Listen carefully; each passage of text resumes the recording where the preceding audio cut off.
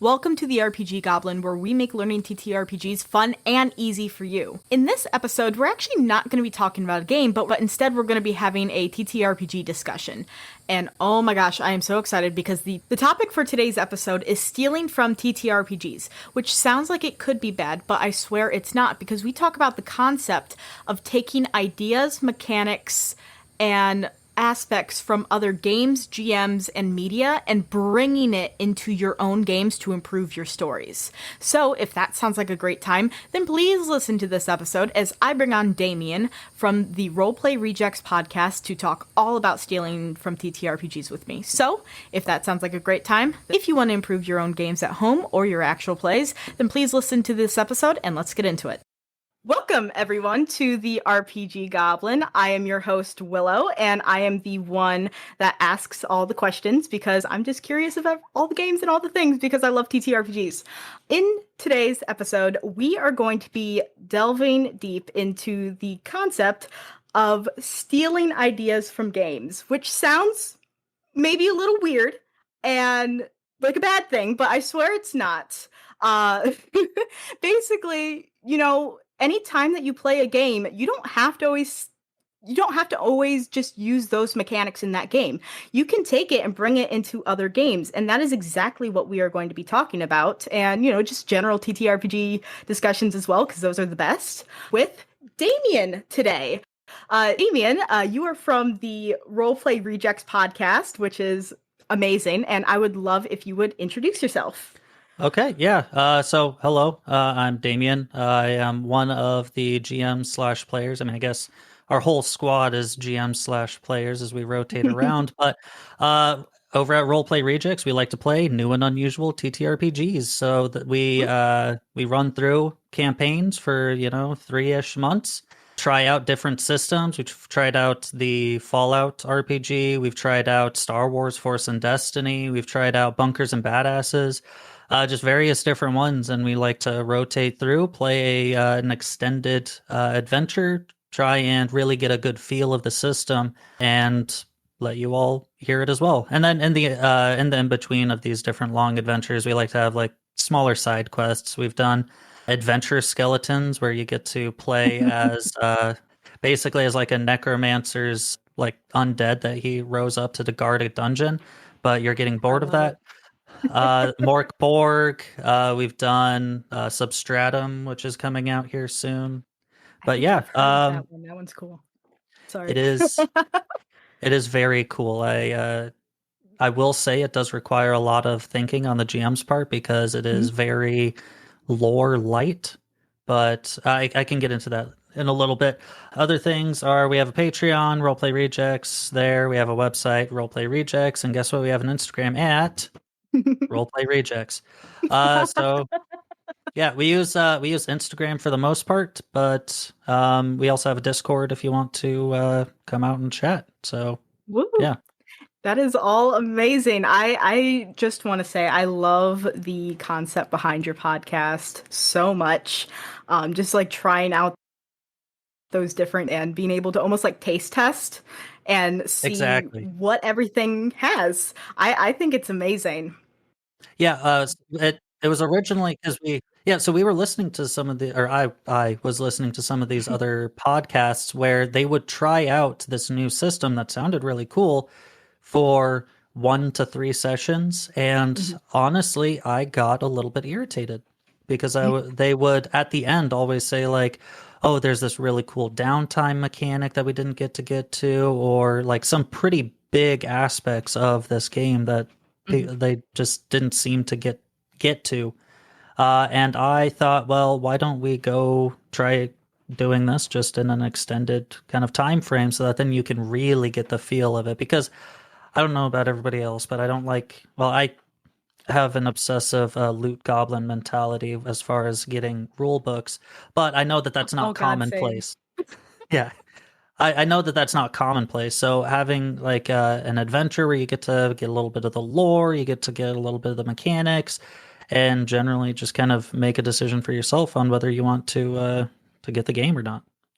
Yeah, I think that's fantastic. I can see exactly what you mean, like just getting a little annoyed where it's like, there's so much more to the system that you didn't explore, and one shots or really short games like that are fun, but it is hard to really appreciate a system when you're only doing three sessions max. Yeah. Because I mean, Blades in the Dark is the first one that comes to mind, like the downtime mechanics and how like the individual like heists and things like that connect together. Can't really appreciate it if you're just gonna do one heist. Yeah, I mean, we've been playing for 5 or 6 sessions of it on our Patreon exclusive kind of campaign, and Mhm. we haven't even gotten to a point where our crew's leveled up at all. Like Oh wow. very we're very slow. We're on, was it episode 3, and we're still in one heist right now. That is that's crazy, but I mean that's exactly it. A lot of these games you can't, you don't always level up in. I mean, same thing if you think of like D&D or Pathfinder, some of the more popular systems. It you don't always level up in such a short span of time, and that means you can't really appreciate it. Monster of the Week is a very similar way with the it has a similar level up system to Blades in the Dark, where it's, you gain experience through certain actions or by failure and things like that. And if you don't play for long enough, you can't You can't actually actually improve. achieve those. Exactly, which some of my favorite things are improving in games, especially games where it lets you improve through failure or specific actions, because I just think that's insanely neat. So it can be a bit tricky. So I think that's amazing that you are going into some of these longer form adventures to actually get a feel of the system. And I think it's a great way as well. I mean, for you to taste test games, but for also people who are listening to experience these games. Because I think actual play podcasts are some of the best ways to get introduced to a game. I 100% agree. And like we do our best to try and get through some of these books, but like sometimes there's just so much that even in 20 sessions you can't really explore all of it. But Yeah. yeah, I still think that like at least having that extended exposure is more than enough to like really get a customer like acclimated to what the system is. And honestly, for those who might not be as interested in the mechanics of everything, like my dad actually listens to the podcast and he just likes it for the story. He doesn't really follow the Yeah. dice rolls all that much. He's never actually played a TTRPG, but just listen That's to the story. amazing, actually. Yeah.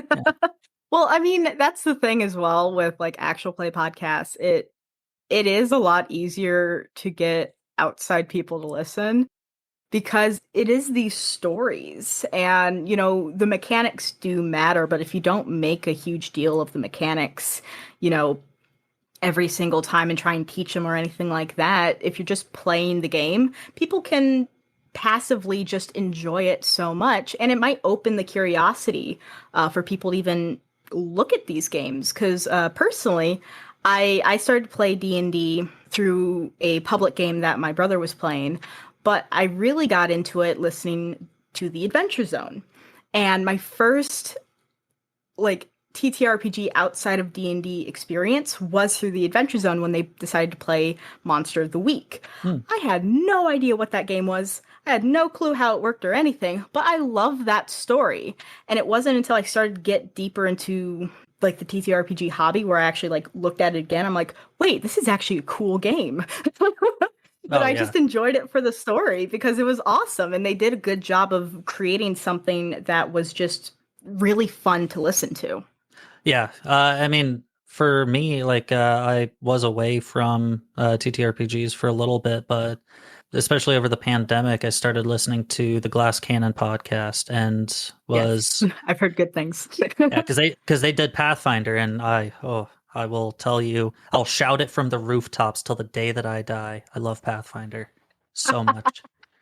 But they did a Pathfinder game, and I was all about it. So they managed to like do a really great story, roped me back into the hobby, and started up playing again to the point where we started a podcast. Woo, that's amazing. I just love the fact that actual play podcasts really do have that effect of kind of bringing people back or bringing people in. It's, I think, completely fascinating. But I actually love to get into your history and experience with TTRPGs so far. What games have you played and stuff like that? Sure. Yeah. So I was one of those more toxic individuals where I thought like, oh, D&D, that's a nerd thing, or like, oh, Magic the Gathering, that's a nerd thing. Well, one day after watching an episode of South Park where they were playing Magic the Gathering, me and my buddy decided, would be really funny. Why don't we try playing that? So we tried playing it, loved it. And then that kind of opened the door to other quote unquote nerdy hobbies. Uh, then I tried out Dungeons and Dragons 5th edition for the first time. Must have been, shoot, 2017, maybe, somewhere around there. Uh, Okay. Not long ago. Yeah, and that was really interesting. I played a warlock who didn't know Eldritch Blast, and I didn't know how taboo that was. Uh, Keeping it spicy. yeah.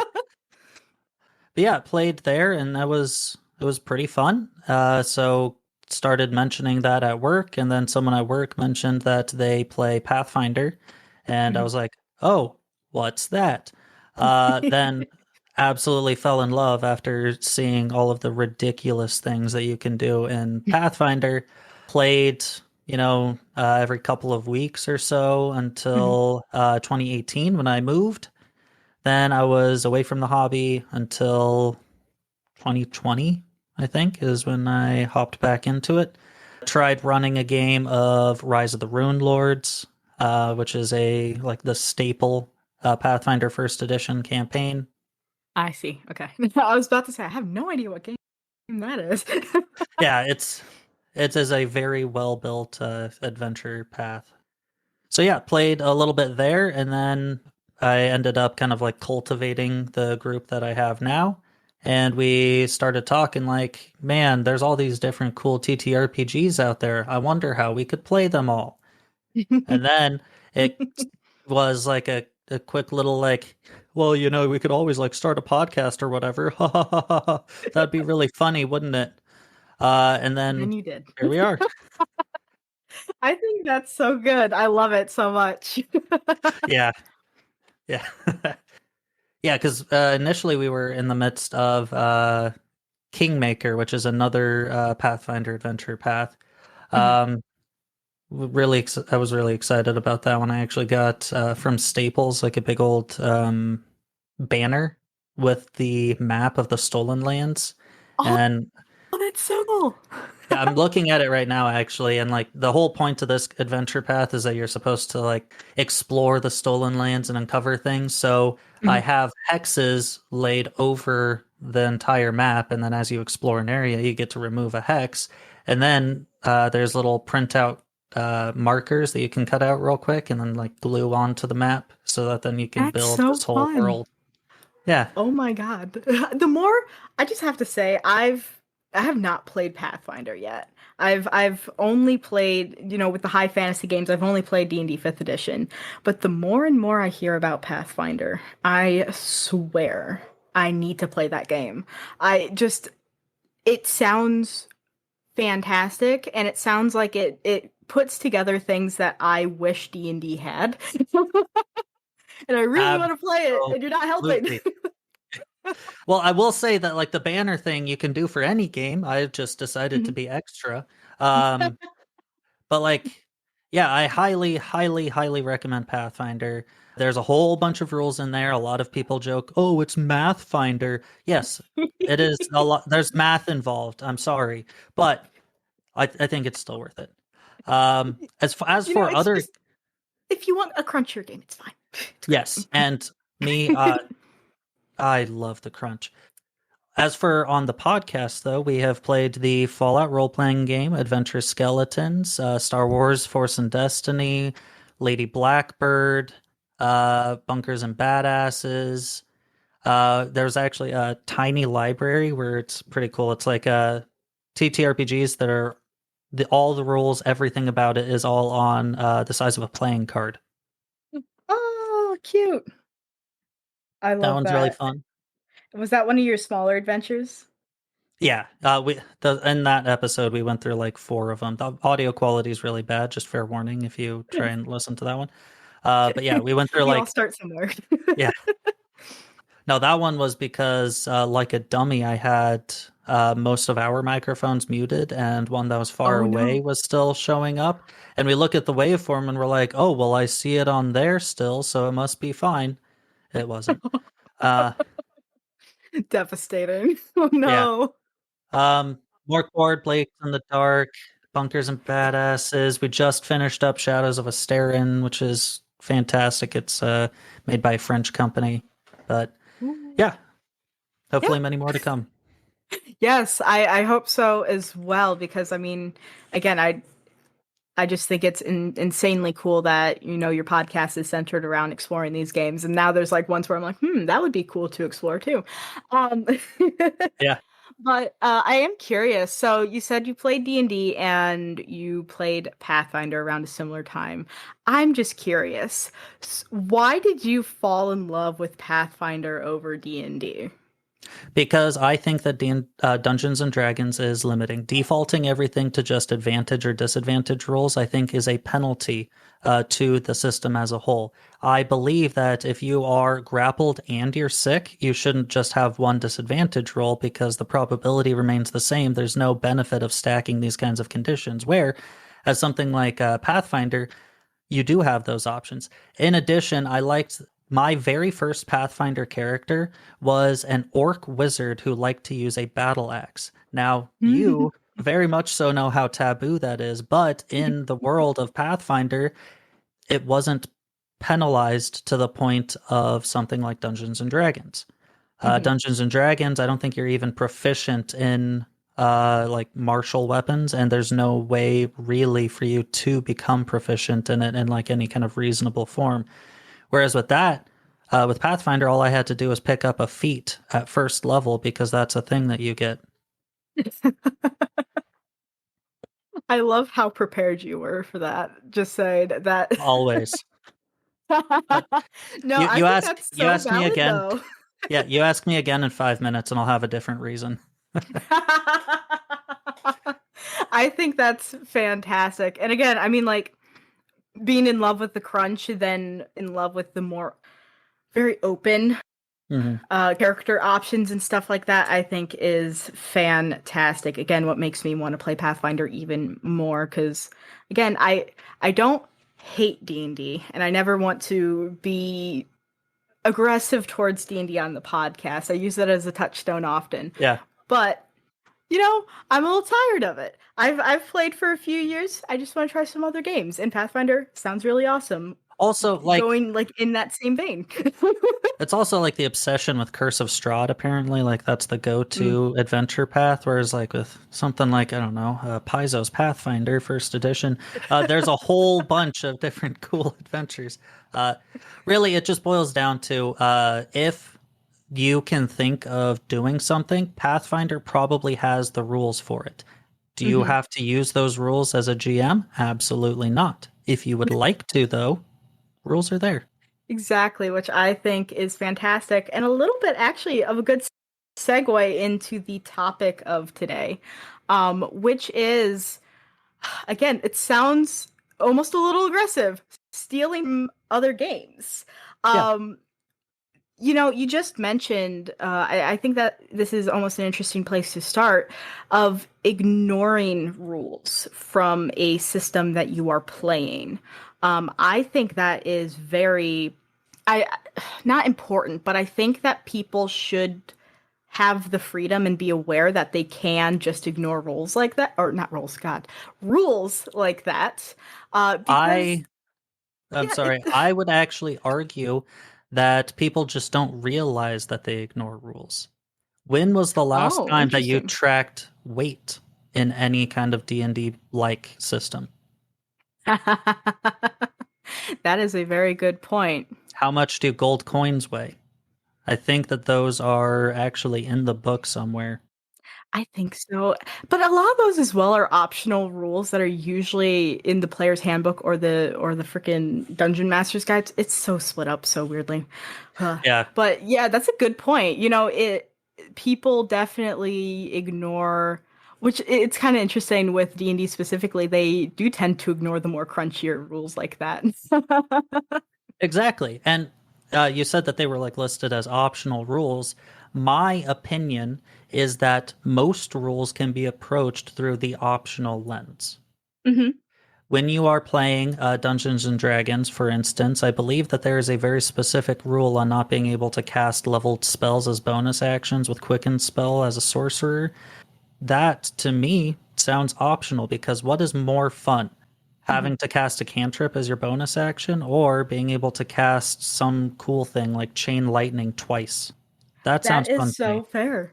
Yeah, no, that is more fun, and that's almost where the term rule of cool comes in, where it's like just, you know, make the decisions of rulings on, what sounds cool. It's not exactly that, but I've heard that and I like that explanation the most, especially when it comes to D&D, because there's points where I've played and I've had GMs that have run the game closer to rules as written, and I've had a not as great time Sure. while doing that because it is very limiting to kind of always go rules as written. This is how it's supposed to be. You can't cast a what is it? A you can't cast an action cantrip and then a bonus action spell or something like that. There's weird things like that Yeah. where it's like, okay, that is the rule, sure, but you are just limiting the options of what would be really cool in this moment, and that would make a really memorable moment that would be fun Yeah. because you're deciding to follow closer to the rules.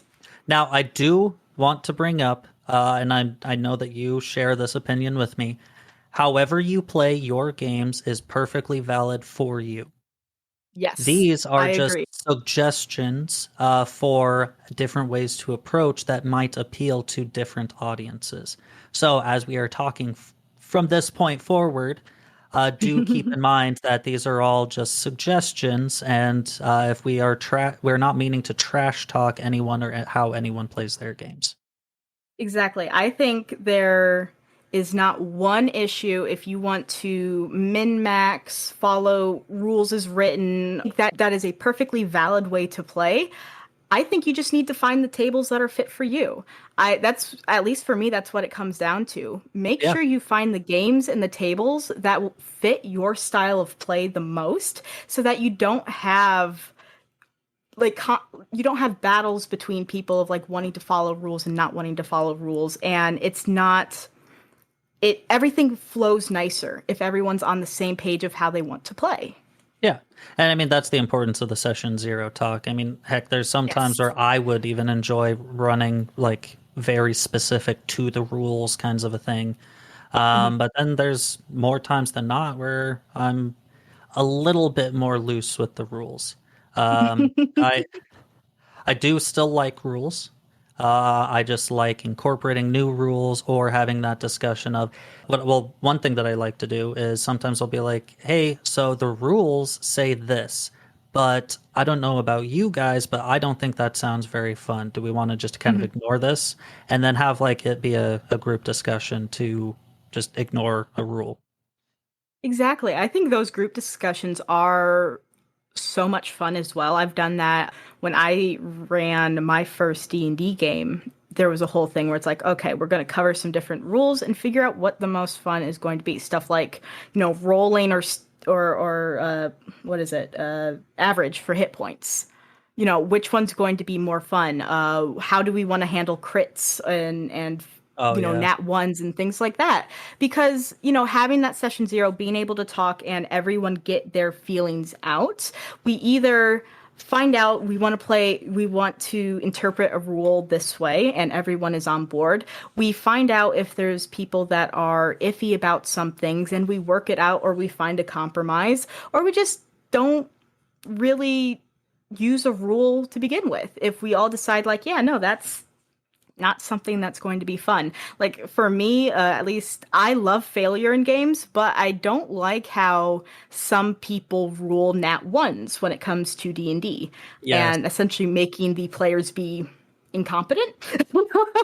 Yeah, Or not the because players, the characters. now see, this is just yet another reason why Pathfinder is just so great. Uh, well, no, but like you could just always rule it like, okay, you rolled a natural one, but this is for a skill check. What was your total? That Hmm. is my opinion of like a pretty good way to run it. Where I think that is pretty much how Pathfinder runs it as well. Is just natural one or natural 20. It doesn't really matter on a skill check all that much. It's just whatever your total is. But then when we get into more combat situations, of course, then you have the crit success, crit failures. Yeah, and I think that's more interesting, especially story-wise, because when it comes to skills, there's usually times where you can take your time with those skills, and it just doesn't make sense if you're really good at picking locks for you to stab yourself in the eye if you roll a nat one. Yeah. You know, like And here is where I would like to actually. So we've talked a little bit about disregarding things in games. Here is yes. something that I would like to bring up or like transition us a little bit into theft. So Theft. stealing from other games. So Pathfinder has this really interesting system called Take 10 and Take 20. Mhm. In this sort of a system, you estimate your current danger. So let's take that example of you at a lock. You are going up to a lock and you're trying to unlock it. What you estimate is there any is there a chance like can you repeat this action? Mhm. Can you repeat this action multiple times with no consequences? Yes, then in that case, you do what's called take 20, where you just assume that you rolled a natural 20 on the die, because eventually you would roll a natural 20 on the die. It just takes, maybe something that would normally take 1 minute takes like 15, 20 minutes. Mhm. I think that I think I remember that when I did when I did the episode with Pathfinder Second Edition, it might have been with First as well. It came up, but I remember that and being kind of jarred that it's like, why isn't that in D&D? Exactly. Because that Be- doesn't make sense for it all to be rolls all the time, or you just rule it as you do it, which I mean is also a fair way to deal with that situation. But I think having the rule for it in the game makes it easier. I 100% agree. And I like this rule a little bit better than you just do the thing, Hmm. because that was assuming that your party has a rogue who has invested a lot of like skill points or a lot of stats for lock picking. What if you have a party that doesn't have one of those people? Well, then there's actually a legitimate thought of, like maybe we don't actually get this even on a natural 20. And then maybe the party has to try and figure out, well, how do we get around this instead? Oh, that's really neat. I like that a lot, actually. Yeah. Yeah, because especially because the roll or the DCs and stuff like that for Pathfinder can be quite high if you don't have the modifier to compensate Oh, and yeah. like get to those rolls or get to those numbers. Yeah, you don't always pass something on a natural 20, which I also think is interesting. I know I've seen people talk back and forth of like does a natural one mean absolute failure kind of in the skill situation of that we were talking about where it's like, would it be absolute failure or just add your modifier, things like that. But would a natural 20 be an immediate success? Because it does depend on the DC that you are rolling against. And I think that's another instance where you kind of have to talk with your table about how you rule those types of things. Oh, absolutely.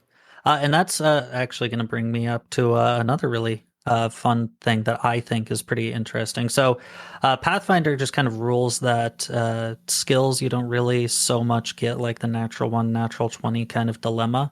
But Mhm. when you get into combat, this is where I think something else kind of interesting comes into play, is you have to roll to confirm your critical hits. Yes, which I believe is in older editions of D&D as well, which I find really fascinating. Yeah, because I mean, at the end of the day, with how many times that you're rolling attacks, like let's say you're a fighter, a pretty high level fighter, you're getting what, 3 attacks in a round. Fight lasts like Mhm. 5 rounds. There's a pretty good chance that you're going to get a natural 20. And like the more that you get these natural 20s, the less special they feel, in my opinion. Mhm. So having to roll to confirm, where you would have to roll again, and if you would still hit, then you confirm your critical hit, I think is really great. But what is even better is when you try to apply that to a natural 1. Ooh, how does So that work? Pathfinder doesn't actually have this, but I really like it. I think I think you rolling a natural 1 and then your weapon goes flying like 50 feet away, or you roll a natural 1 and then your weapon breaks, or you roll a natural 1 and oh no, the spell is cast on you instead. I think that that is boring, and I think that I hate it. yeah, I think it happens too often, right? If you have to confirm your critical hits, why don't you have to confirm your natural ones, your critical failures? Mhm. So you just apply the exact same logic. So if you roll a natural 1, roll again. If you would still miss the creature, then you crit fail. That is how I would normally roll them. If it is an attack of any kind, whether it's spell attack, ranged attack, melee attack, you roll to confirm. I like that. And when it comes to Cool. skill checks, it doesn't matter. I usually will hear someone say, "Oh, I got a natural 1 for this perception check," or like I got a natural 20 for this knowledge nature check. Mhm. Like I can estimate at that point, okay, natural 20, they probably beat the DC. Natural 1, they probably don't beat the DC, but they will still tell me their numbers anyways, Yeah, just just in case. exactly, just in case, because again, Pathfinder's modifier quite high, and you can pass a lot of things just Exactly. by modifier alone, which is really cool, and I like that a lot. Also, I just realized that the thing with like being able to take your time with the skills that reminded me of Kids on Brooms actually has something that's sort of similar to that, where there are essentially like quick actions where you don't have time to think, you have to roll the dice, whatever. And there's actually planned actions as well, where you get to take half your die and then add whatever you want to it. Or not want, but whatever you would to it. And a lot of the times people can just do that to be able to succeed on Oh, things interesting. because you take the time. Huh. Yeah, I haven't heard of Kids on Brooms before, but I'm gonna have to check that one out. I've heard of Kids on Bikes. Is that kind of the same vibe? Yes, it's basically Kids on Bikes is, like kind of 80s Goonies, Stranger Things stuff like that. Yeah. Kids on Brooms is closer to like Harry Potter, Owl House, like Magic Ah, School, things like that. It's okay. actually really fun. I've run it I've run it only once, but I've played 2 times, and it's a very fun game, very simple, and its system actually, you have 6 stats, but instead of just having one die, like a d20 that you roll for everything, you actually assign a dice to each stat. So it's like a d20 through d4. D20, you're the best at that stat. D4, you're the worst at it. And then like you kind of get these very interesting things, and then that's what you roll with throughout the game. That is pretty cool. That kind of reminds me of Substratum. It has a similar dice kind of mechanic with it, where like one skill Mhm. will be like a D10, and then other skills would be like a D4. But that one is kind of interesting because every time that you use a die, it goes down 1 level.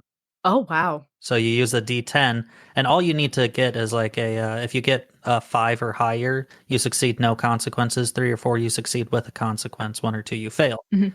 Yes, I love tiered success and failure so much. That is something, actually, this is something as well that's, I mean, a mechanic, but also just a general idea that I've been taking more and more from games is a tiered success and failure system, because I find it more interesting.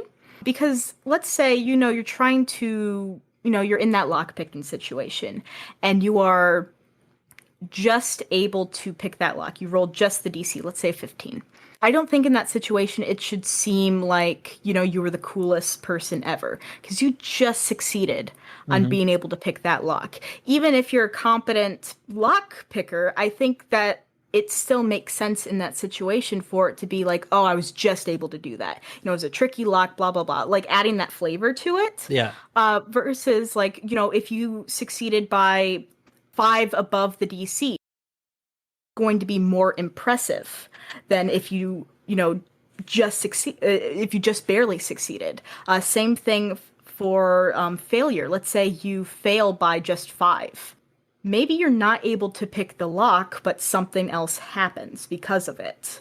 Hmm. To keep it kind of interesting, and that it's almost the same idea with like failing forward. It's not just going to be at a complete standstill when you fail, because something's still going to happen. And exactly what happens is dependent on that difference between what you roll and what the DC is. And then there's other games like Monster of the Week has more of a set success and failure system, but that's at least in D&D how I've really appreciated doing that. And actually, I learned that from the first episode that I did for the RPG Goblin, the Monster of the Week episode, when I was talking to Emily. And I'm like, man, I never actually thought about using that in D&D before. Yeah, actually, now instead of Pathfinder First Edition, let us venture off into Pathfinder Second Edition, where Ooh. in order to get a critical success or a critical failure, you need to either fail the DC by 10 or more or beat the DC by 10 or more, Yes. respectively. Which I Which I don't also thought think, was really cool. yeah, I don't think that you use those exact numbers. I think that Mhm. you need to know your system well enough to know whether success by maybe only 2 and failure by 2 or more it would fit a little bit better, or Mhm. if success or failure by like 15 would make more sense. That is something that you can kind of go ahead and steal away from Pathfinder Second Edition, and why not throw it into your game? Have it so that then you can use that as a gauge, even if you only use it narratively. I Mhm. feel like that adds a lot to your game because, after all of our games are narrative at the end Exactly, of the which day. I think is the best. Yeah. But like, I mean, even just the narrative flavor. I was running definitely. I mean, it's in definitely Wizards and Kids on Brooms, but I'm going to use definitely Wizards as an example. In that game, when you failed, you would roll again to see kind of what would happen. And part of that was you have a catastrophic failure.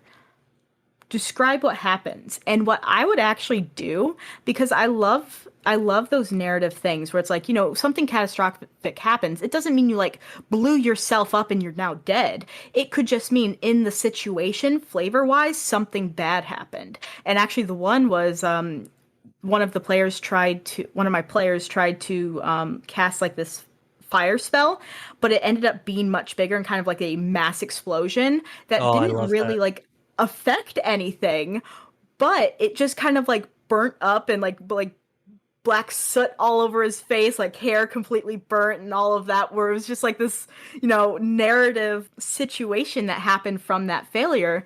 And what I actually ended up doing, and what I do in Definitely Wizards and Kids on Brooms, is I let the players tell me what they want for those Yes. situations. Which I think that's actually, so much fun. yeah, that actually brings me to another aspect of thievery is steal from other GMs. Yes. Think Critical Yes. Role. What is the most iconic tagline for that? How do you want to do this? Yes. I don't watch enough Critical Role to actually have that immediately in my head. I I've, was like, I've oh only wait, what is watched it? I've only watched the first campaign. I just kind of assumed that he brought it along with. But yeah, how do you want to do this? Mhm. It's perfect because it puts the agency into the player's hands and will kind of like let the player decide how they want to do this. That Mhm. helps to keep players engaged. It puts a little bit of the burden of creativity off of your shoulders and kind of like passes it around because at the end of the day, it's a collaborative storytelling event, not Exactly. an individual storytelling event. You're not writing a story. You're telling it together. I think Exactly. it's amazing. It's so good. And it also gives them that moment of being badass too. Yeah. I introduced someone to the glory that is Pathfinder recently, and they got the kill on a werewolf that has been like killing random people in the town. Mhm. And when I passed it over, saying like, describe your kill, she went ahead and said that she like floated up into the air and then like went up and then grabbed onto this person's head and like, sent magic stuff through their head, kind of like forcibly ripping memories from them. And then that's Wow.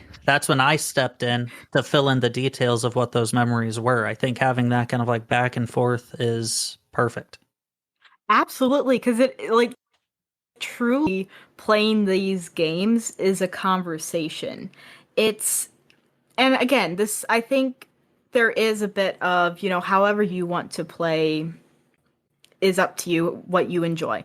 But I definitely for my games, I enjoy a conversation and it not being the GM has the ultimate power and is God and controls everything. Yeah. Because I mean, I think in general that creates kind of a toxic environment, at least for me. But I think it just makes it more interesting for that GM to give over those opportunity and roles sometimes of what happens. You tell me, surprise me. Yeah. Which, let's go ahead and get away from the world of Pathfinder and welcome to the apocalyptic wasteland that is Fallout. Fallout has something called a luck mechanic. So one of the Mm, stats in it is called luck. And with luck, you yes. get to do all sorts of very, very fun stuff. Oh, I'm so curious. Specifically, this one. It's called Luck of the Draw. You spend a luck to add a detail to a scene.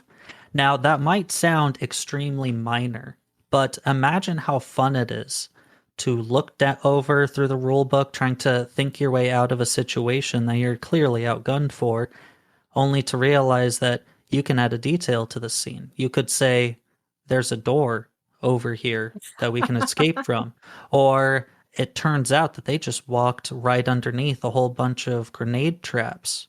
Or, I mean, it is so open ended. And like, why not allow your players to have that kind of an option? Allow them to be a part of this, allow them to craft this scene for you. One of my favorite That's things so to do cool. one of my favorite things to do, and I think it's because of Fallout, is I will start to ask my players now, you describe to me what this shop vendor looks like. You Ooh. describe what this shop looks like. So that then I can pull on their creativity and it makes me look like a genius when in actuality I just didn't have this guy prepared at all. Exactly. It's all a facade, honestly. It really is. Um, That's actually really good. I might want to steal that Yes. of again putting that creative burden on players, and it really does, I think, immerse them in the story so much more when you give them those opportunities of adding those details. I think that luck thing is absolutely genius. That is amazing. The only game that I can think of that has something close to that is 10 Candles. But Oh, I want to play that one just so bad. having it's so cool. I love it. The fact that like the actual players can help and hinder your own journey through stating those truths, I think is absolutely fascinating.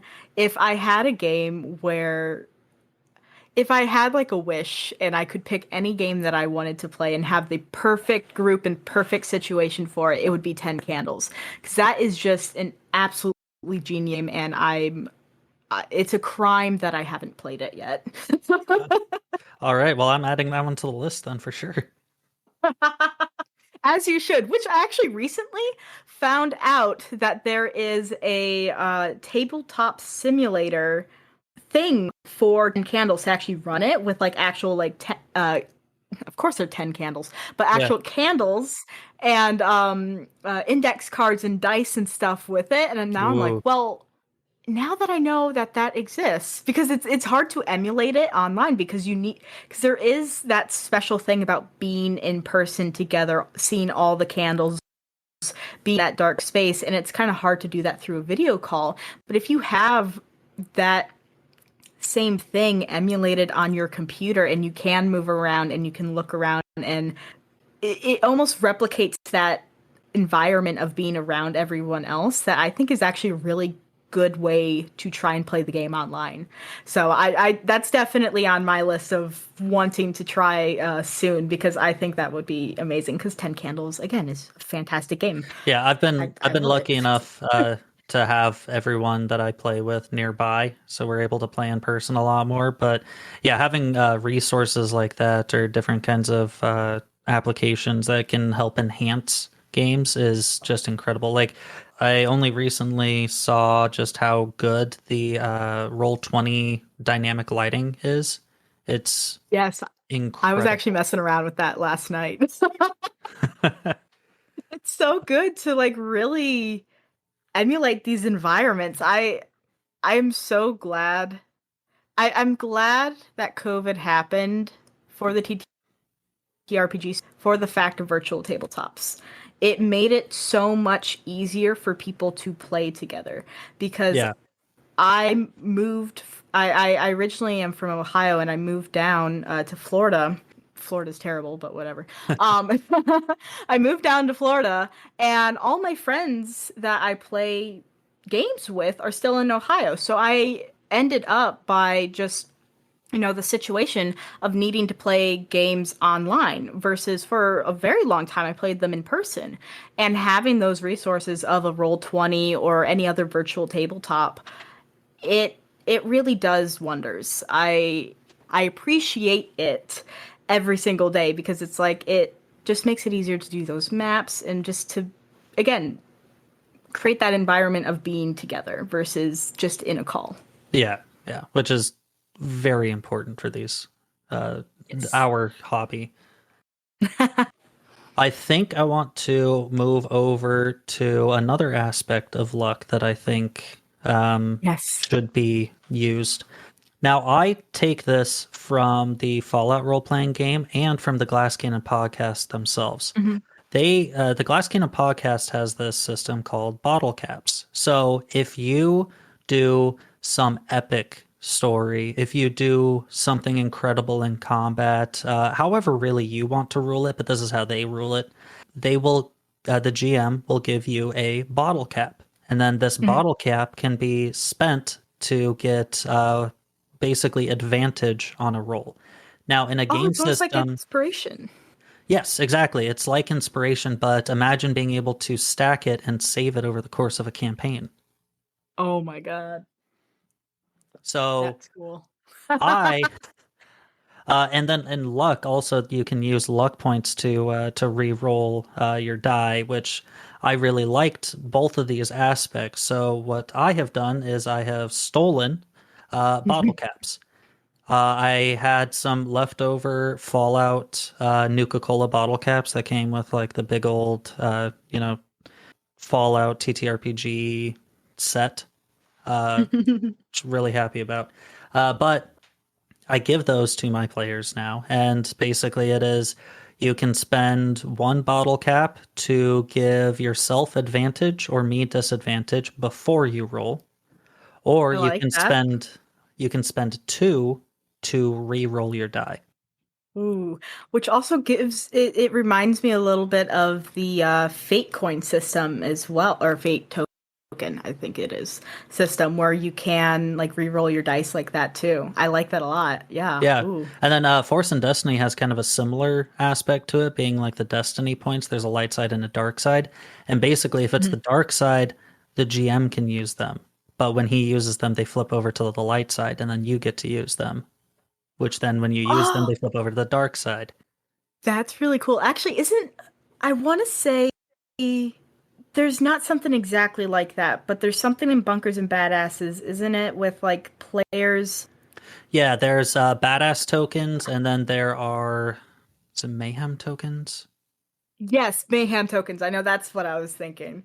Because I had Riley on to talk about bunkers and badasses. Oh yeah. And that was fantastic. And I just remember being like, that's so cool. Like having the players again, almost having that relationship where you can give these advantages and disadvantages to each other is really, really interesting.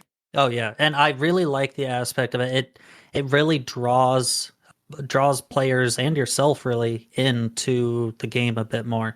What I did recently, we had a pretty long hiatus where we didn't play our Kingmaker Pathfinder game Mhm. for a long time. It was like 6+ months or something because we were Oh, focused on sad. podcasting or whatever.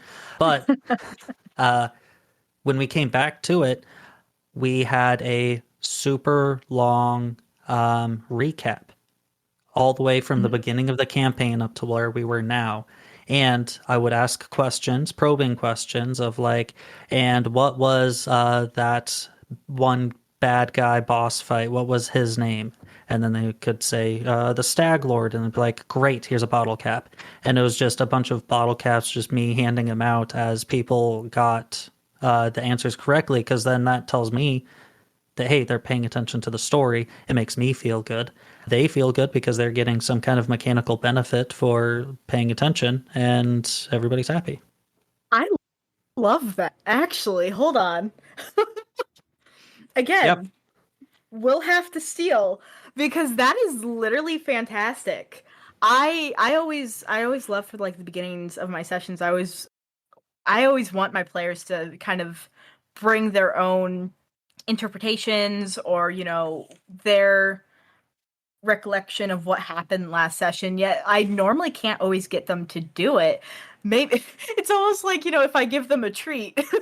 Exactly. Yeah, it's like slowly training them to keep, and then you just like start you stop handing them out so frequently, Mhm. and then they have to like really try to earn it. So it's not enough anymore just to have paid attention to the last couple sessions. Now you gotta, you know, write a pretty good story or do some pretty good monologue or something to that effect. Do something badass Yeah. even as well. I think that's something that I definitely have again tried in my own games, and I actually got this from a private game, like an in-person private game, like years ago. Was everyone at the table had the ability to give people inspiration at any point during the session. If they thought whatever the person was doing was cool, clever, like was just really cool. It was something that like made them impressed. Like, yeah, you deserve a reward for that. And I tried to like bring that into my own game, and I never found my players really taking advantage of it. Hmm. They never, which I always feel is strange. You don't take advantage of a system where you can reward your fellow players for doing something cool. And then that, again, kind of creates that environment of everyone looking for cool things that everyone else is doing. Yeah. So I'm going to take some of the things that you've been saying, and I'm going to try and rework that system to maybe make it more of like a entire group relationship, and even starting it myself and kind of getting that ball rolling and making sure they know they have this option of, if you think what other people do is cool, let that be something you can reward them for, because I think those are great moments where other players actually appreciate each other. Oh, Like, you absolutely. did a Yeah. good job. Yeah, and I think that's great, honestly, because making it's not just up to, the GM to keep track of all the cool things that are going on. Like, again, Mhm. collaborative story, everyone's a part of this. So like, talk amongst yourselves. I mean, there's been plenty of time where like Wesley or Joseph or Stevie or Misty, any of the other rejects will like do something just incredible, and then like after we're done recording, we're just like, oh my God, when you did the thing and like said this to him, I was just like, oh shit. Just things like that. Like it's good. That's It makes everybody feel good. exactly, which actually that brings another thing. This isn't a mechanic or anything, but this is an after session ritual, I guess is the best way to describe it that I do now. That's called Stars and Wishes. And I think I do a slightly modified version of it, I think. But basically, when we complete our sessions, we have a whole ritual where we start with one person and they basically give a star, which is a moment that they really appreciated and that they found cool, like that sort of thing, from another person and specifically pointed out. Like, man, when you, this is going to take from one of my games, when you shot that werewolf straight through the chest, like just badass, taking care of business, that was the coolest thing ever. And so they get, the player gets that star. And every single person, including the GM, aka myself in most of these situations, get these stars for doing something memorable and cool and interesting. And then they also do a wish, which is like, this is something that I would like to see in the future. I'd like to see more of, things like that. And it creates this really fun environment, especially at the end of the game, where people can just get out all of these cool things that they enjoyed in the session. And in this just one really fun experience where you're just sharing and having a great time and talking as friends, being like, man, when you describe this thing that way, I could feel it. And everyone gets that little reward, even if it's not mechanical. Everyone loves it. Yeah, I'm going to go ahead and steal that one because that is a really good idea. Because I imagine that it also helps you get some feedback as to the story and everything. Because right now, my players just keep on saying, like, thank you so much for running it, or like, a great session or whatever. And yeah, I get it. I'm cracked. I'm kind of the best. But then my ego's inflated and like I don't know where I can improve. But having it where it's not so much about like, hey guys, if you have any feedback, but just talking about the game, I feel like that's a good way to approach it. It is, and it almost may seem a little egotistical, but that's my favorite part is when I do get my stars, because it is exactly that. I want to know what people are enjoying right now. What are the memorable moments that I'm bringing to the table that I can bring more of, that I know that they want?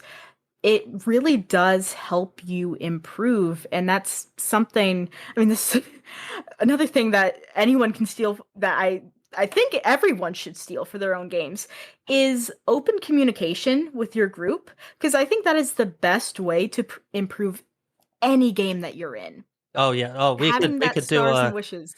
we could do a whole episode on just like session zero talks or like pre-game, post-game talks. It's Oh, I'm there's down so for much that. stuff. I've done several. Yeah. They're so fun.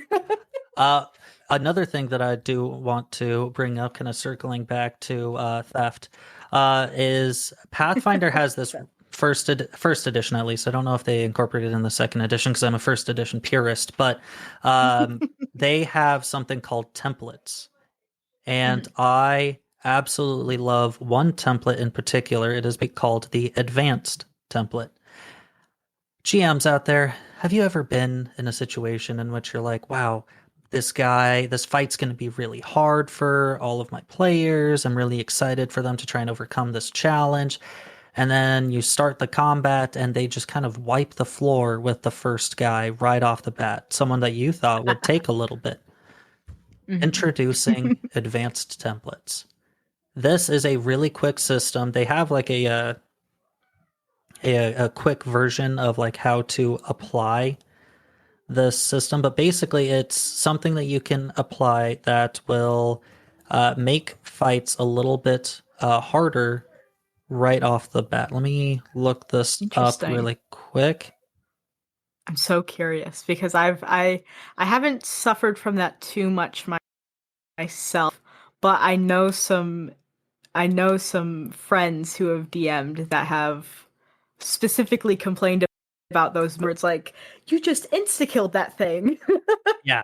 And so here's the quick rules. So it's +2 on all rolls, including damage rolls and special abilities and DCs. +4 to AC, and +2 hit points per hit die, which basically +2 hit points per level. And that's it. That's the quick rule. It's a simple, advanced template that you can apply in the moment when you are actually doing the encounter and you realize these enemies aren't quite as tough as they need to be. This is something that you can apply right then, right there. You don't have to math it all out. They have rules if you want to math all of it out. It's like +4 to all ability scores and increase natural armor by 2 and all this other stuff. But quick rules. If you roll, add an extra 2 to it. If it's a DC, add an extra 2 to it. And if it's armor class, add an extra 4. Give them some more. That's so easy. And there you go.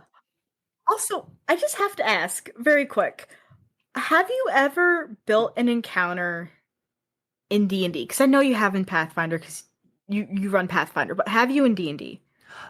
Built an encounter? No. Have I modified encounters? Absolutely. I ran through the Sunless Citadel, and I just wasn't super happy with some of the encounters, so I just kind of modified them slightly.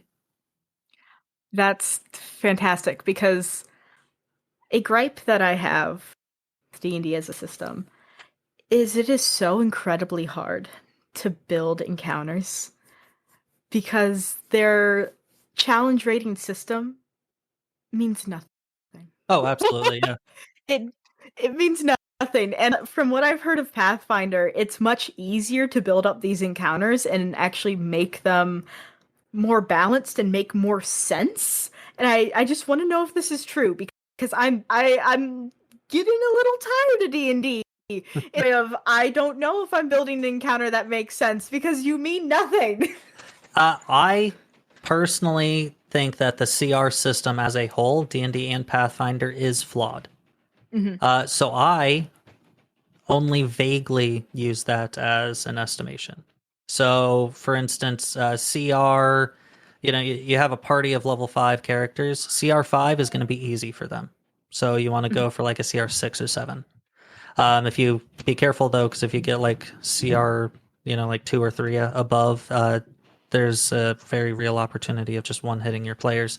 So you got to be a little bit careful with that. It's so messed up. But at the end of the day, what I kind of look at is just historic data. So let's say last time when they were level 4, they managed to fight off 7 bandits that are like CR1. Okay, so that means then if at level 5, if I want to throw another like a swarm of enemies at them, I probably need like a CR2, maybe even a CR3.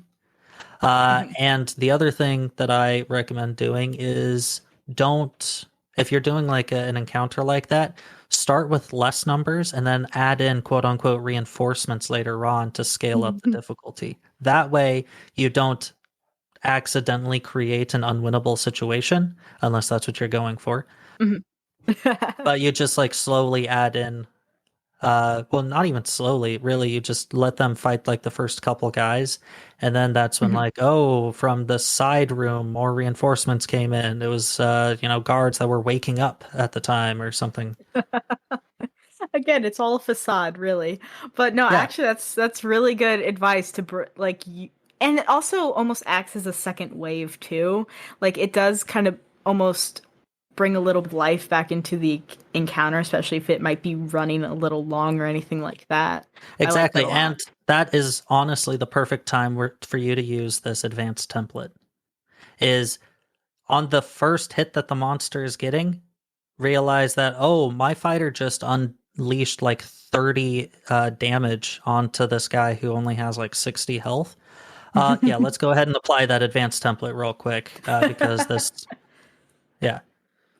Because, I mean, especially in these more tactical combat games, usually people are looking forward to the combats. So, like, there Yeah. might be that moment of, oh man, we gamed the system, we like defeated that thing, we steamrolled it. But I think it is more interesting when it is more of a fight.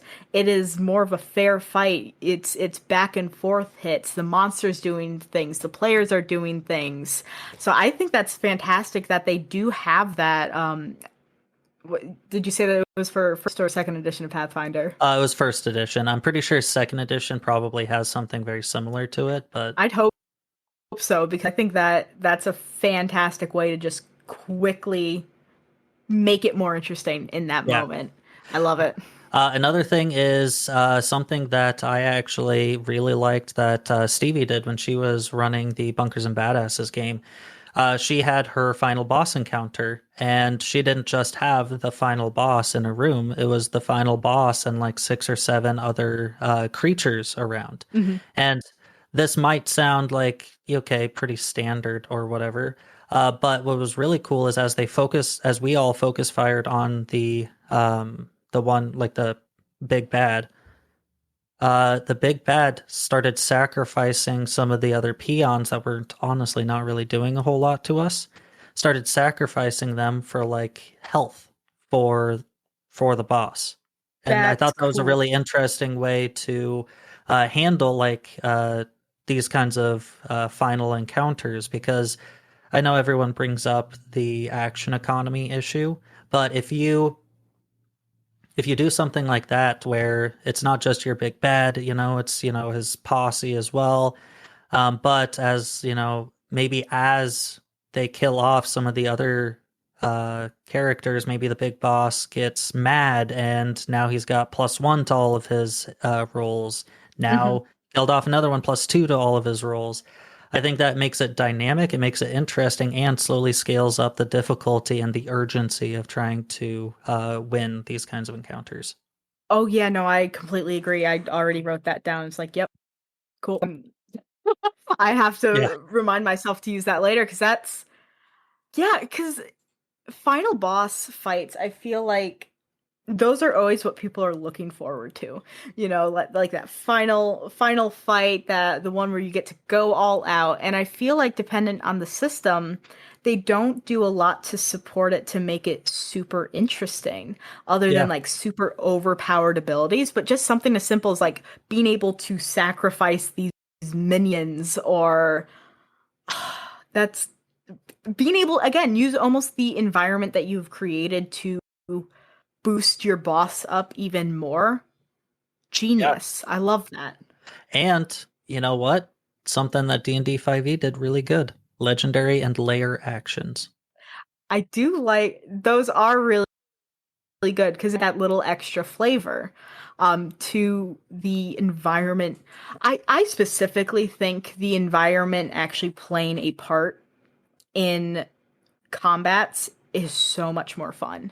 Oh Being yeah. able to use it being used against you, all of that, fantastic.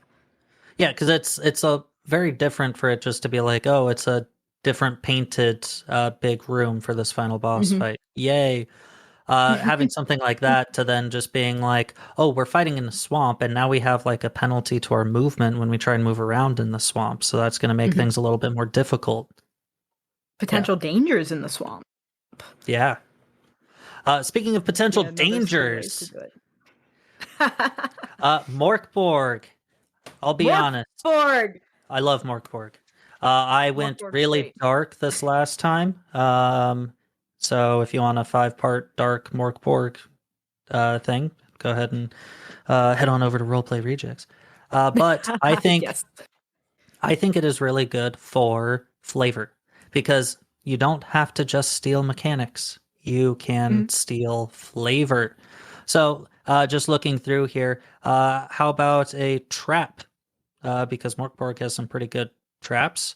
Mhm. A scorpion-filled basket poised to terrifying. Why don't I throw that into a game? Or evil urns release cold ghosts. Creepy. Sure, let's do that. There's something about corpse plundering in here, because aren't you kind of sick of being like, oh, hey, you find, 30 gold pieces of leather armor on this guy. Mhm. Instead, why don't you go ahead and say, oh, a hopeless amount of spiders is what you find on this guy. Oh, a note A with the hopeless PC's amount of names spiders. and one is crossed out. Yeah, but I think God, I Morkborg love is really good Morkborg. for. It's so good. I think Mork Borg is really good to try and get some flavor from. Just kind Mhm. of think, oh, I need some traps. I need some like weird corpses and things. We're doing a horror theme thing. Find some horror themed TTRPGs and steal. Just take it, yoink it for yourself. Because Yeah. I love Morkborg for flavor. I actually did get some mechanical stuff from Morkborg as well, but flavor wise, it is really fantastic What to mechanically did steal you from. take from Mork Borg? So actually, this was actually during my Morkborg episode, it's a two-part episode, so it was one I of haven't them, but gotten to that one yet. it's really good. I love those episodes because we talk a lot about mechanics in that, and if you enjoy mechanics and things like that, I think you Oh would yeah. like it.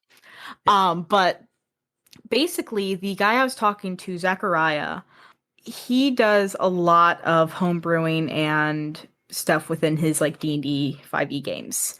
And he plays a bunch of other games, and Morkborg is one of his favorites.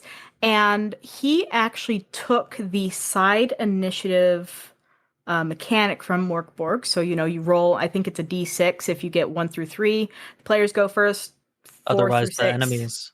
Yeah. Yeah, exactly.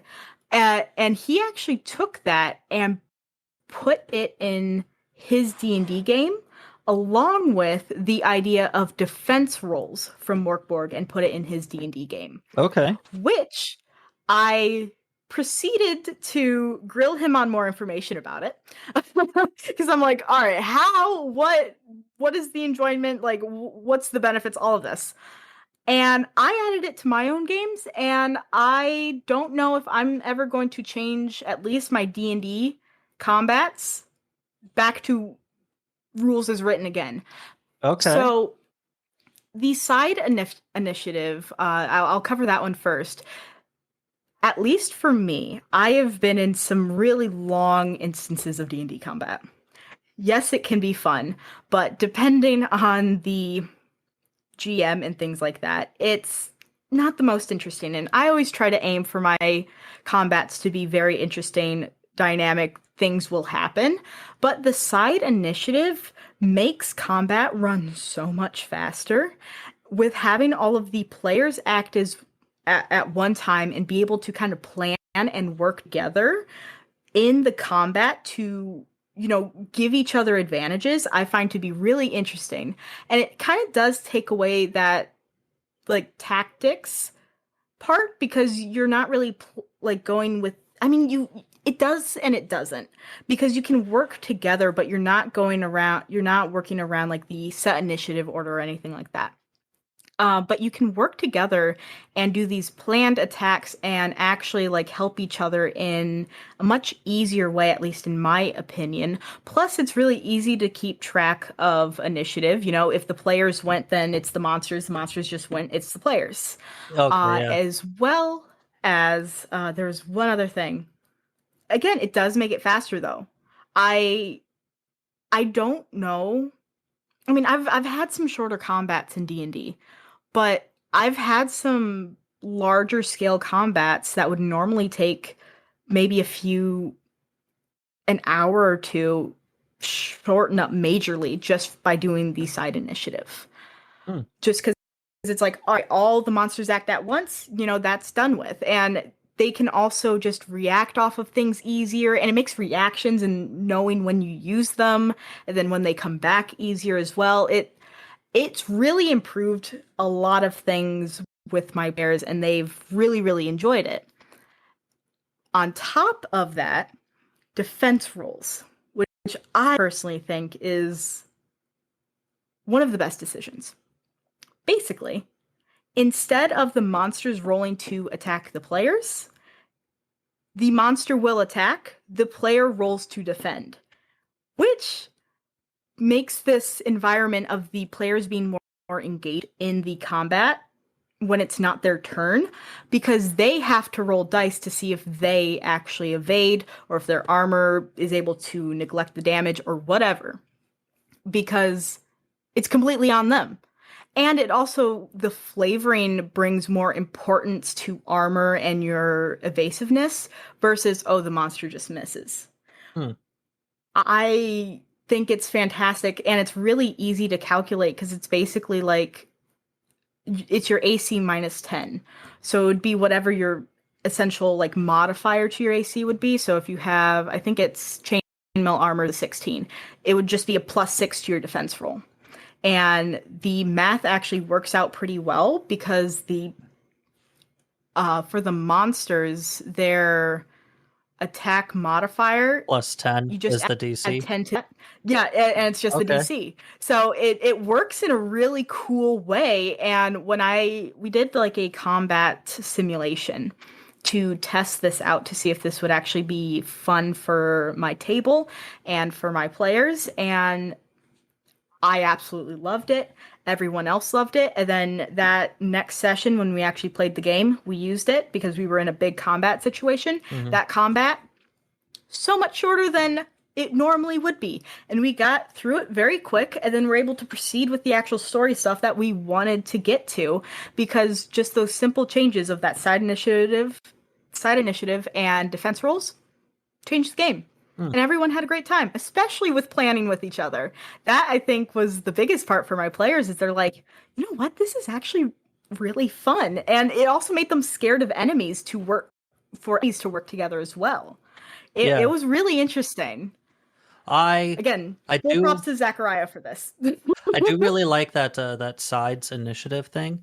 I think the only thing with the defense rolls is that it might be a little bit confusing because you'd probably have to make it so that then if you roll a natural one on your defense roll, that would be a critical hit from the monster, and then vice Mhm. versa. Natural 20 on the defense roll would then be a critical failure for the monster. As long as you can make that kind of calculation pretty quick, easy.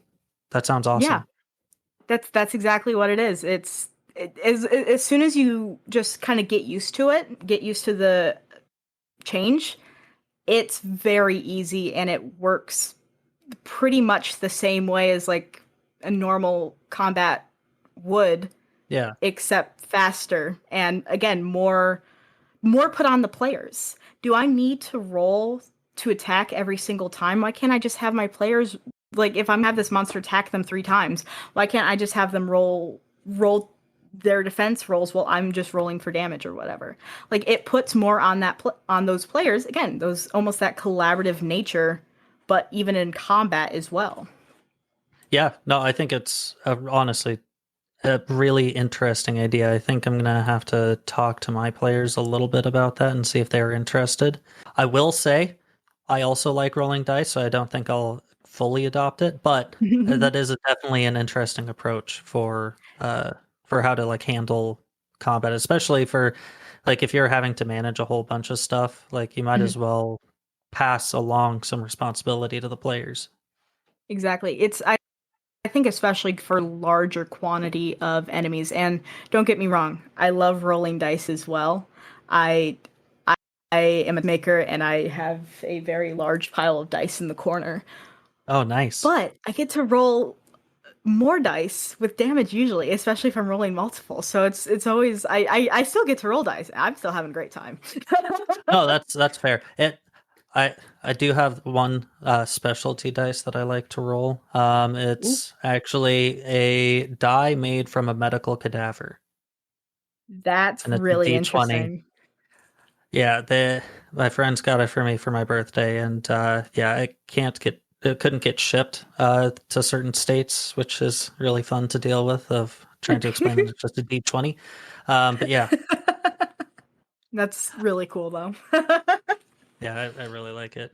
Um, Other thing that I wanted to bring up though is we've been talking a whole bunch about rule books and like stealing from different rule books or other GMs, but I want to introduce you to something that I stole, Feyrassic Park.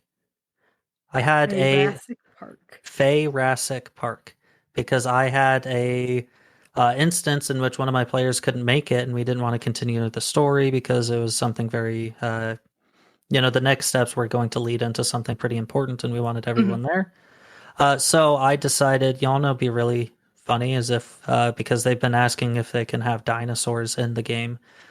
What if I just brought that in? I went ahead and I had them like line up and walk through a Fey portal into like some weird Fey realm where, wouldn't you know it, they get into magical carts that move on their own and go through the gates to Feyrassic Park. And I blatantly stole everything from Jurassic Park That's to so throw good. into that game. That's so good. And the great thing is, I didn't have to think a whole lot. I just had to like look up really quick. Hey, what is a Spinosaurus's stat block, which Pathfinder has, by the way. Love Pathfinder. But like I didn't have to think a whole lot, and my players fucking loved it. Steal So from media. steal from media. I mean, it's not Simple as that. 99 times out of 100, you're not playing on mic. You don't need to worry about copyright claims. Steal some good music that you think fits the theme. Steal some, interesting media tidbits that would, I don't know, sound fun. Like steal everything. That's that's the that's the overall message. Yeah. Steal everything. No, I think that's fantastic and also a really great way to run like maybe a short notice one shot or just like a fun little adventure is just like what's something you really enjoy? Do you really like a certain video game or book or movie? Take it. Yeah. Just run through it. Especially if you have a system that works for that, like Pathfinder actually having stat blocks for dinosaurs. Amazing. Oh, yeah. Well, see, now though the issue is that now I have to deal with the fact that their kingdom now has a small Velociraptor pack as part of the army that they have. So that's making things a little bit interesting. It's only natural. Yeah, I guess.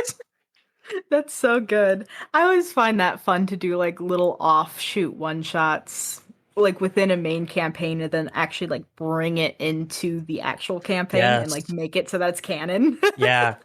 Because I've been thinking about so the map on this is massive for like the game that I'm playing, and I've been thinking about just having like onesie twosie one shots in like different areas, so that then that builds excitement for like, ooh, I wonder when we get to go and see so and so over at this area on the map, or this person over here, this weird feature that we saw in the side quest that we did. Yes. Because then it just like it again brings in that player engagement more, especially if they know of these things. And actually something that I've seen one I wish I knew what their name was, like on TikTok. They run, they're a professional GM that runs a bunch of different games set in the same world that then they have connect with each other. They have meetups of like parties coming together to actually like defeat one big thing and like they can go visit places that another party has been where there's actually been changes in that area because of things that they did. And I think that's such a mega idea for like a campaign to like do something that big, Oh yeah. but an amazing idea. Like that's so cool. Imagine actually being able to interact like that. Yeah, there's so again, Pathfinder. I think I've said Pathfinder probably about 1,000 times just on this episode alone. But they have this game where it's called, or these two adventure paths, where one of them's called like Hell's Rebels, and then the other one's called like Hell's something. Basically, it's like the good guys and the bad guys in this evil empire. And I have Ooh, always thought that it would be so cool to run two different parties running simultaneously through these two different campaigns and that would have be them like amazing. hear about one another, because I can only imagine that they'll have to clash with one another at least a couple times, if not just Uh-huh. saving it for the very, very end where they just have to do an all-out brawl between these two parties that have just heard about each other until this point.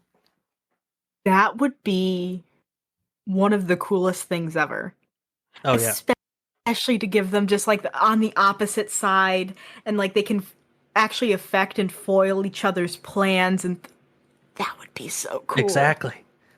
Yeah, I mean, that would take a whole lot of coordination and time, but it's hey, if you like that idea, steal it from me because I'd love to listen.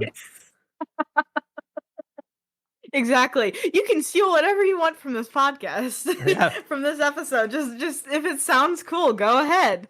Because and that's one thing that I do love about this community is that it is very open to be like there's so many games that even take mechanics from each other and take inspiration from each other. Oh, Like absolutely. everyone just kind of shares. And like, it's the norm to be inspired by someone else and kind of bring that into your own work. Yeah, I mean, like the big thing, you've probably heard it everywhere, don't reinvent the wheel. If someone Hmm. already has a pretty good way on how to approach a situation or a good mechanic to use in a certain situation, like just use it. Yeah, You don't have make to your life reinvent the easier. wheel. Yeah, you don't like heck, Blades in the Dark has a really good downtime mechanic. Use it. Hmm. Yeah. Take the countdown clocks from freaking Blades. I Absolutely. also I think that's actually a have great that in thing. my notes is the countdown clocks from Blades in the Dark. That and the Devil's Bargain. But Devil's Bargain is also fantastic. Another thing I love from at least Monster of the Week, I know it does this, is when you're creating NPCs and monsters and locations, they give you types that basically give you a general idea of what part this plays in the story. So, like, an NPC in Monster of the Week can be a victim. There's someone who's going to be a victim of a monster. So that's kind of their role in the story. okay. There's things with the locations like a hub or no, not hub, crossroad. Crossroad is when the paths of certain things will collide, and I actually used that for my first session of Monster of the Week. Is I created essentially a house that everyone, in their individual ways would be all meeting at, and because they kind of laid it out specifically in the book, I knew that is the role that I needed. I knew that was, I needed a crossroads. I needed people to come together, and then everything else just kind of followed. That is awesome. Just, it's really cool. Monster of the Week, even if it might not be I know there's people that are like, oh, Monster of the Week is one of the worst powered by the apocalypse games. I don't care.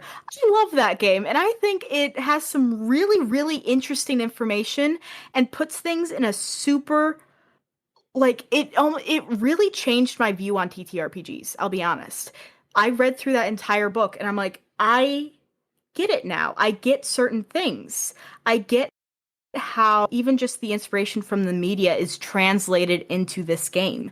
It just all connected for me, Mm. and I'm like, all right, this is tropes and these are certain things that happen in these stories.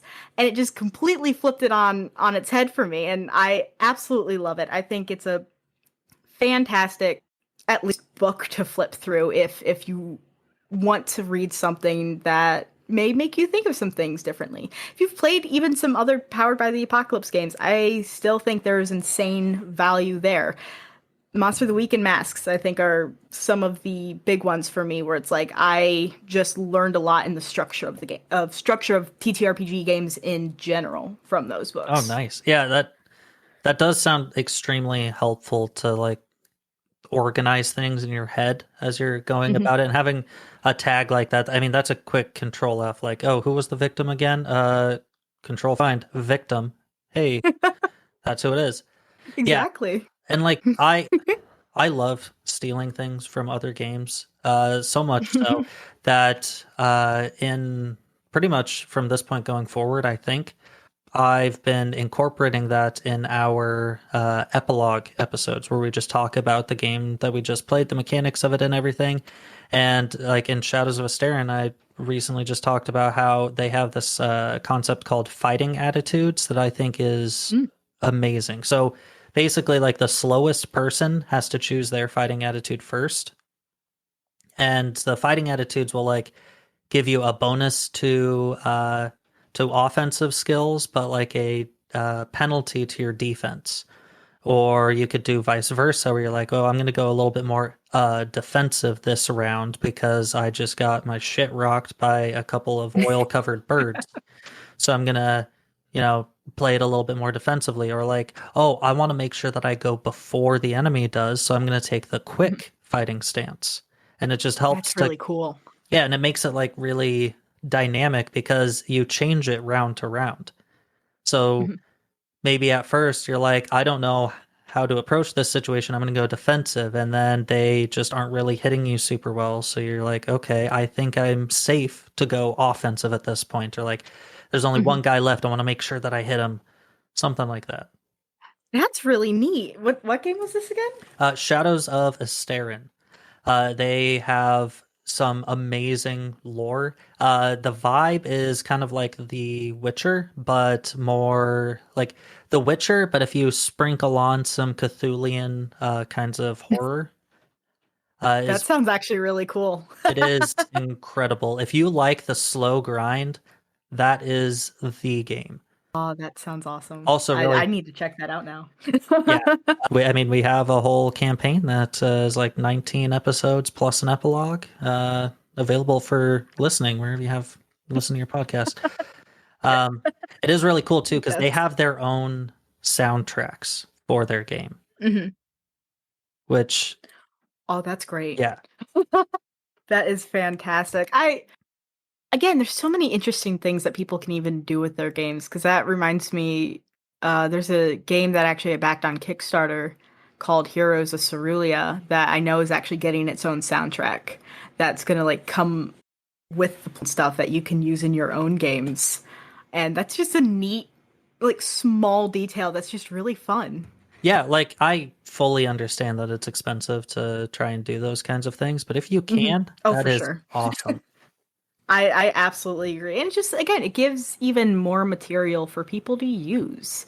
It's just, again, that's what I just need to say. I love this conversation, first of all, because I mean, I with my own friends who play with me in these games, they love to play TTRPGs. They love experiencing the stories, playing their characters. They do not care about mechanics and how like actual mechanics that change the game and the feel of it and all of that. And there's a lot of people that have on even my podcast who do care about it, but those usually aren't the topics that we're talking about. So I'm so glad that we were able to do this because I think about it constantly about like the way that mechanics even just change the feel of a game. Oh yeah, absolutely. It can feel different just from mechanics. That is wild to me.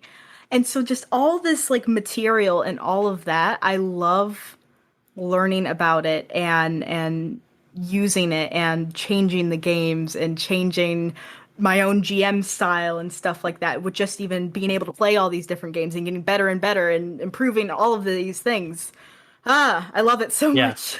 Oh, it is really great, especially like when I first read through Blades in the Dark, the first thought that went through my head is like, oh, this game is just gambling without money. Every single action that you do, it's a gamble. Am I going to succeed with no consequences? Or like if I do, what's the consequence? And like, how am I going to try and figure it out? Just absolutely everything in this game just feels like gambling. That's a really good perspective.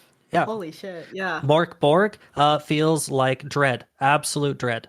The entire way through. You know that like you're just literally a bad dice roll away from dying. And even like your attributes can atrophy as you quote unquote level up. Like I love that part of Morkborg. I love the fact that when you level up, you can de-level, or not de-level, but like get less powerful. Yeah, it's fucking incredible. Like, and with Fallout, I didn't talk about it really, but they have a whole thing on scavenging that I think is just incredible. You like pick the level that the PCs and NPCs are, what size the location is, where the location is, like what kind of a category is it? Is it like a warehouse? Is it like a hospital? Because then with that, you kind of estimate roughly how many medical items there are and how many times you're going to roll on that table, or how many weapons there are, how many times you're going to roll on that table. But like Oh, cool. Fallout then feels like the game where you're just constantly going around and looting things and picking up yet another toy block, knowing that you're never actually going to use it, but you have to pick it up because you have to. I want it. Yeah. God, I love these games. Yeah. I do have one last mechanic to talk about because I Yes. think we've been going on for quite a bit here and I could probably go on for hours more. But I'm going to wrap it up with a nice little bow on the concept of a luck roll. Mhm. Many different games have different applications for it, but I think that my favorite application for it, I can't actually even recall if it is from a specific book, but how I use it is if I have to sit as a GM, if I have to think about a response to an answer for more than 5 seconds, I will consider using a luck roll. Let me give you an example. Hey GM, I think that this mechanic works in this particular way that would give me a -4 to hit, but I'm not 100% sure because of this very unique circumstance. If I have Mhm. to sit there and think for longer than 5 seconds, I'll just roll for it because it's more important to get the game moving now and look up the rule later than it is to stop everything just to look up a rule. This can also 100% be, agree. yeah, this can also be applied to, and what was that guy's name? I don't know. I'll like either roll just to like think between two different names, or maybe I'll go to like a random name generator and like think of it that way. Mhm. Or even if it's just there's a myriad of different ways to use the luck idea. Or if someone says, here's probably the most common example. If someone says, "Hey, is this door locked?" And you're like, "Shit, I didn't even think of that." Roll for it, and then you know make your decision based off of that because it again it's more important to get the game moving than it is to stress so much about the rules. If that's the kind of Absolutely. group that you're going with, of course, like we said earlier, go for it. But I think it is important to use a die. I mean, we're all rolling die here anyways. Just use a die to come to a really quick decision on something. I absolutely agree. I actually never really thought of using luck rolls in that way, but I definitely have to do that now. Because I even what I personally do is whatever the first thing that is the most interesting comes to mind, that is usually the answer.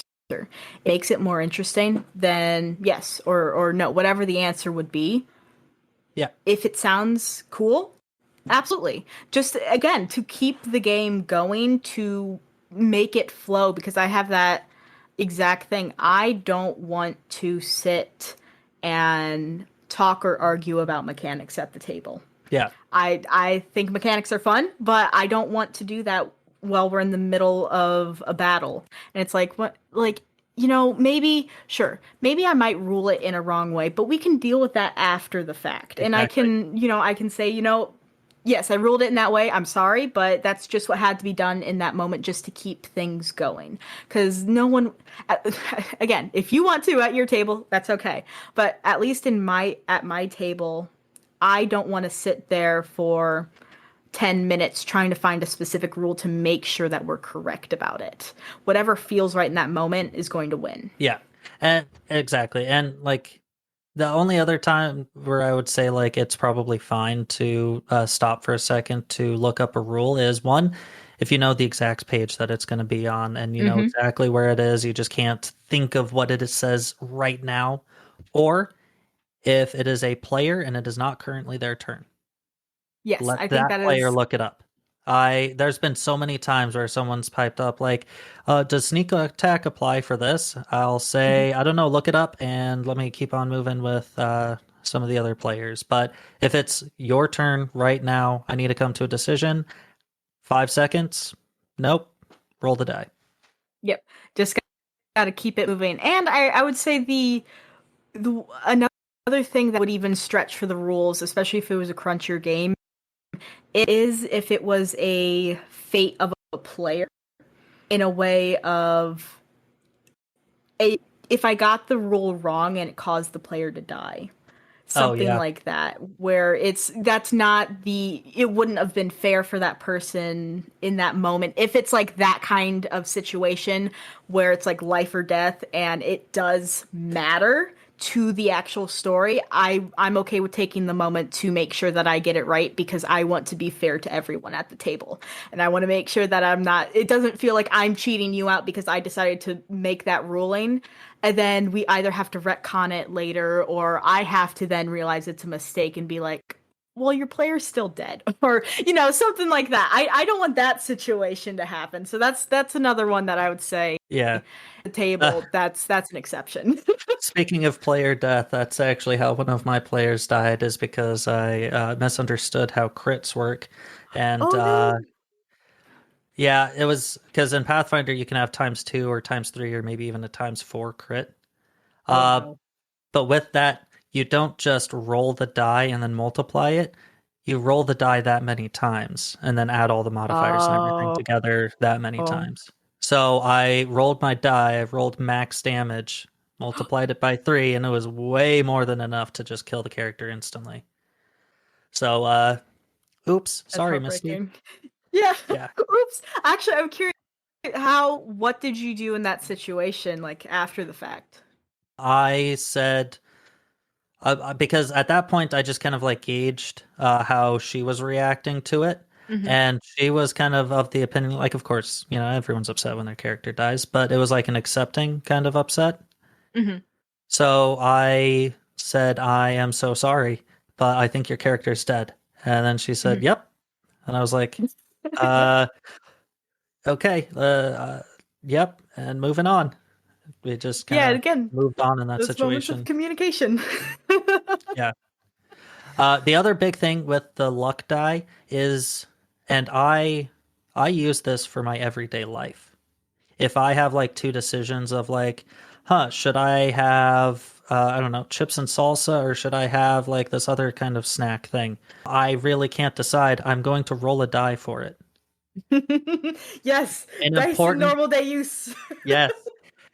An important thing to note with that, there is a caveat. When you see the results, if you are not happy with it, then go the other option. Hmm.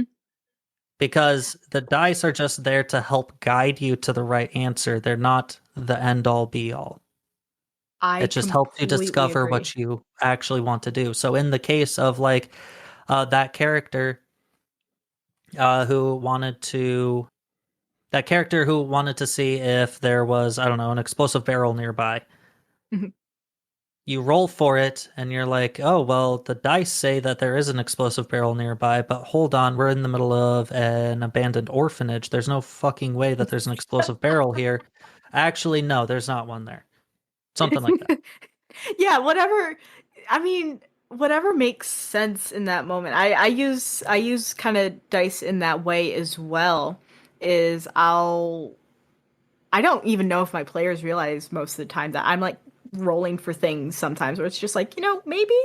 But if it gives me a result where I'm like, no, that doesn't make sense or that wouldn't be fun, then I'm gonna go the opposite way. Again, we are all we're all sitting at this table playing together to have a great time. Yeah. If a role is going to cause it to be less of a great time, just do the opposite thing. Yeah. And sometimes you just need to see the result of the roll to really realize what you really wanted to do.